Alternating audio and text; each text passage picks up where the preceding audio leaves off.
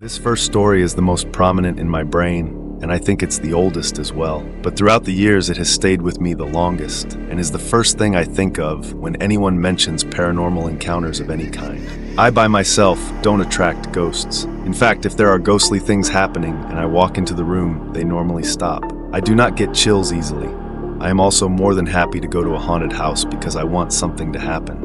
I just think ghosts don't find me very fun. I don't give the reaction they want. I have played with many Ouija boards and have owned them myself. They don't scare me and don't work well if I touch them. For the sake of this story, however, I had not played with any of that stuff or realized just how much none of this actually liked to mess with me. All of these stories on this account are because my friend's house, or my friend, was super haunted at the time. I would only ever experience these things with her or her brother, never by myself. To set up the scene, I am about 10 years old. My best friend at the time, Z, is about 8, and her brother D is 13. My brother J is also about 14 and is best friends with D. They often had congruent sleepovers about the same time I would with Z. So to split up the older kids from the younger kids, one group would get the downstairs living room and the other group would get the upstairs. This night, it was just me and Z having a sleepover. So we got to pick where we stayed, and we happily chose downstairs. The layout of the house wasn't anything special, but it is worth noting for this story.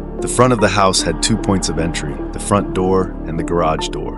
The front door held a large frosted glass pane surrounded by dark wood. A strip of tile made up the walkway from it, passing through a good-sized dining area. Past that, there was a staircase to the left and the garage door to the right. Then the kitchen directly beside the stairs and the large living room on the side of the garage. They had a TV and an old entertainment center on against the wall to the garage and 2 couches in front. The kitchen was an open layout with cabinets lining the back wall and the fridge closer to the living room. All this is important for later.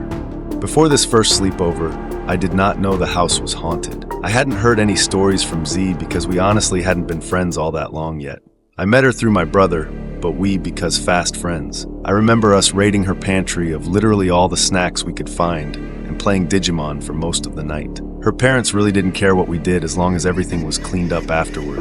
Most of the night went well, and like stupid kids, we tried to stay up as late as possible, telling stories and messing with each other. I believe it was around 2 in the morning. We were both getting pretty tired, but determined not to sleep. And suddenly we heard someone come down the stairs. We both expected to either see D or possibly their dad, but nothing was there.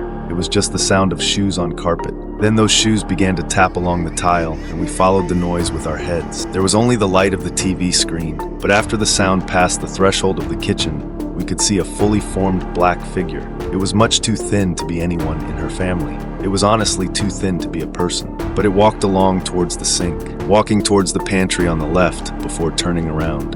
Then it started a slow walk, opening every cabinet as it passed them. Its back faced us the entire time. As if it was searching for something, it opened the top cabinet, then knelt down to the bottom and opened that too. Me and Z could only sit stunned. We didn't know what to do, but I remember being convinced it was her dad, despite us not seeing anyone walk down the stairs. So I called out his name. The shadow stopped at the fridge. Its head turned to me before it opened the fridge. As soon as the light turned on, it was gone. Me and her didn't sleep that night. It took us a good 20 minutes to muster up the courage to go over there and shut the fridge. But that was one of the longest encounters with a ghost I have ever had.